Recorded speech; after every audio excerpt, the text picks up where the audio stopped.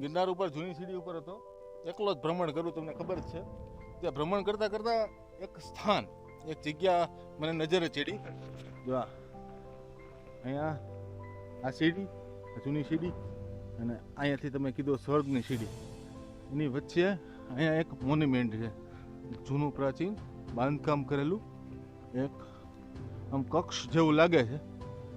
કક્ષ જેવું શું છે ને એ આપણે જોવા જઈએ. ઘણા લોકો અહીંથી નીકળતા હશે, કદાચ ધ્યાને ચડ્યું હોય કે નહીં ચડ્યું હોય. આ સીડીની એકદમ પાસે જ છે, જંગલની અંદર જાય જોઈએ, લાઈવ જોઈ શું છે એમાં. સ્થાન છે, માતાજી છે, ભગવાન છે, ધૂણો છે કે શું છે એને જોઈ લઈ, પછી એના વિશે હું તમને વાત કરું. આ એ સ્થાન છે, ગુપ્ત સ્થાન. કોકે ધૂણો તો નહીં પણ ઓલું કરેલું છે, બાકી આખો ખંડેર હાલતમાં જગ્યા છે. મજબૂત બાંધકામ છે, એટલે અડીખમ ઊભું છે. કોકે રાતે કેમ્પ ફાયર કર્યું હોય ને એવું બની શકે. પાછળની કહાની તમને કહું.